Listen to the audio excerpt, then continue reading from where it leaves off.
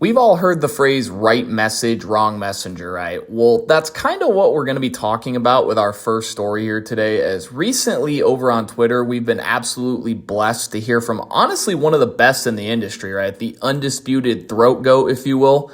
She needs no further introduction, and I don't know what I'm going to call this video, but y'all saw the title, y'all saw the thumbnail.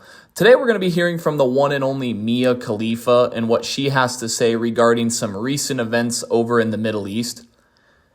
And I got to be the one to put it out there that I always get a kick out of listening to these 304s give their spicy takes on all things political and all things socioeconomically charged, as if we're just all itching to hear what they got to say, right? And I'm sure y'all will too. So honestly, let's just roll this first story here. I'm sure it'll be oh so educational as always.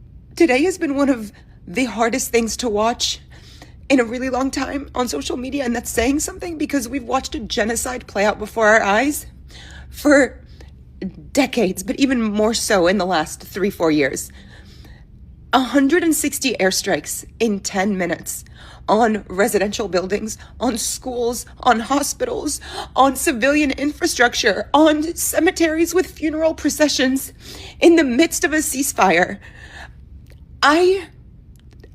I don't know how to reconcile my tax dollars doing this to my homeland. I feel like it's really important to get on here and to talk and to say this, but I am at such a loss for words. All I can do sometimes is reshare other people's voices who can articulate it a little bit more with a little bit more emotional separation. But what is happening?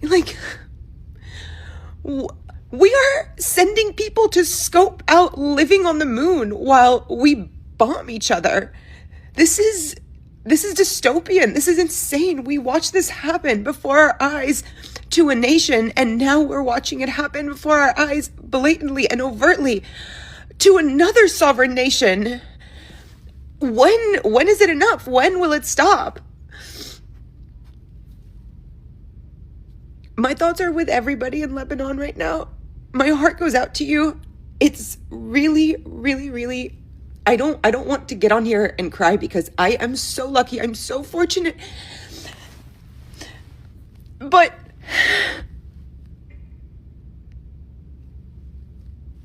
So kind of like I said in the intro, man, right message, wrong messenger, unfortunately. I'll keep it a buck. That shit sucks, man. Everything that's going on today is truly scary, man.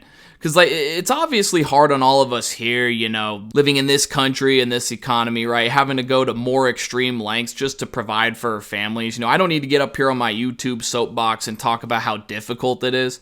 I'm sure many of you are already experiencing that currently, with things like higher costs of food, higher gas prices, and just overall living expenses.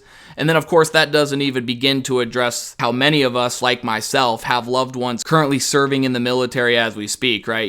The uncertainty is frightening, to say the least, but you also have to understand that people are dying now, right? People are already getting the shit bombed out of them and losing their lives literally as we speak. And so, yeah, high gas prices, they suck, but there's a much larger picture being painted, and it's just so tragic. It's truly insane that, Bibi and our greatest allies, they like to refer to them as, just couldn't help themselves, right? Bombing the shit out of Lebanon not even 24 hours after a ceasefire. So it's actually kind of insane. Damn, y'all couldn't even last a week into no airstrike April. I lasted longer in no nut November. Oh, okay, Jesus Christ. but seriously, y'all get what I'm saying, right? This shit is scary, and there's lives being taken and or permanently altered forever. And so, I get where she's coming from, I really do. But again, you could not have chosen a worse messenger. It's just so funny to consider the fact that, she felt the need to get up here when these people that she even claims to love in the first place could give a shit about her and would literally have her killed just for simply being the glamorous movie star that she is. That's the first thing here. But even more interesting is the fact that Twitter isn't quick to forget. And there's been this clip circulating over there of her saying some pretty nasty things that really just make you question why she's even decided to pipe up, no pun intended, in the first place.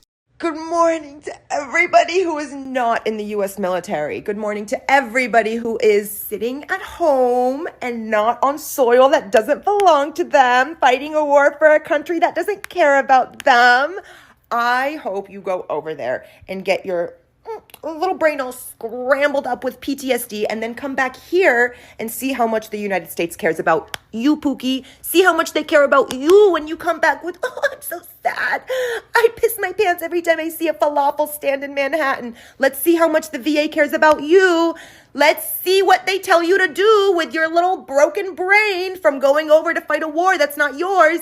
They're going to tell you to try breathing exercises because the US government does not give a fuck about you once you cannot die for them. Once you're done, once you're a shell, they don't care about you. What did I say on Z-Way that one time? Yeah, I think that still stands as very accurate. So she wants everyone to feel sympathy for her people when it's been clearly documented how she feels about our sons and daughters, right? You know, apparently she wishes PTSD on these American soldiers, which frankly, I wouldn't wish that upon anyone. But then in the same breath, you know, she tries to be this messenger, right? You know, she tries to cosplay as like some sort of voice for the people, right? You know, criticizing the government for not caring while pretending to herself. Like, bitch, you don't care either, clearly. And so with all that added context, it really just seems so disingenuous. You know, you kind of put the pieces here together and wonder what's really going on here. You know, never mind again that, you know, Middle Eastern countries spit on women, stripping them of their rights, you know, their access to more fulfilling lives. And yet here she is, you know, for some reason advocating for them. You know, never mind all of that, but it's honestly just disgusting that she hops up here for internet points, you know, virtue signaling, when we all know how she truly feels, right? You know, we know exactly what she thinks, and we know that she really doesn't give a shit. Like, to me, is it not crazy that even amidst rather sensitive subject matter, that she still felt the need to show off that Cuban link, right? You know, show off the bling, you know, popping the titties out too for good measure. Like, right, of course, you know, surely there's no ill intention here. You know, surely she means well, and surely it's not just for personal reasons. I don't know, man. Like these hoes just can't help themselves, man. When it comes to selling themselves out, these people will jump at any, and I mean any opportunity to try and stay relevant and get brownie points and flash their titties, flash their balloon knots, whatever you want to call it, to all these pathetic losers in their mom's basements. Like, I know I make fun of the OnlyFans girls a lot, but like, come on, man. God damn it, bitch. We gotta learn to read the room. Read, nigga, read! And speaking of irrelevancy, for our final story here, we're going to be talking about Alinity, a name I honestly haven't heard about in years. So essentially, she went on stream, essentially trauma dumping about how it's just so hard to be in the dating game. And the whole thing was honestly just pretty pathetic. Let's roll the clip. Things will work out if it's meant to be, but I'm done trying so fucking hard. Like, I'm done. I'm done. Well, yeah, especially like to be loved, right? Like I shouldn't try so hard to be loved. Like, anyway, I don't want to talk about it. So, maybe just try a little drugs. No, that is not what we're talking about. That is not the conversation that we're having. It's okay, Kat. It's okay. I cried a lot yesterday. I did. I really did. And I was like, why am I doing this to myself? Yeah.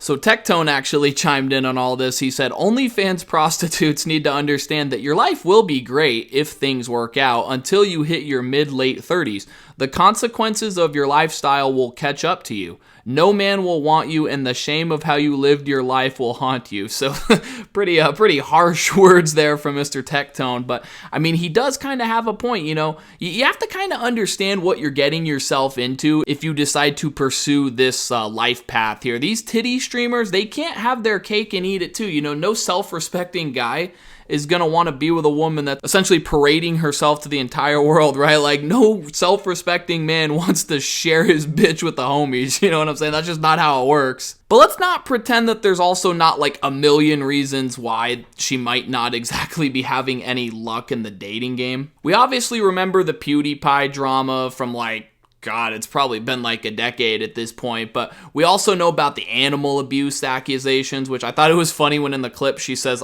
"It's okay, cat," for once in her life, showing any sort of sympathy for cats. I thought that was kind of funny, but there's also the countless incidents of nudity.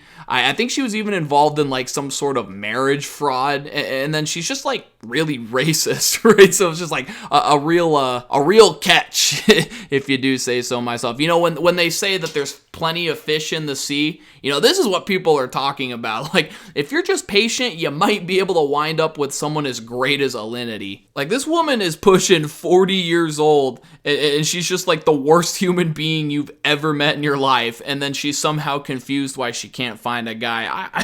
I don't know, man. These hoes are funny to me, man. I'll leave it at that. But guys, thank y'all so much for watching the video. If you enjoyed it, leave a like rating, subscribe to the channel for more commentaries just like this. Leave a comment down below. I'd love to hear what y'all have to say about all this. And yeah, this is Runter, and we'll catch you on the next one. Bye for now.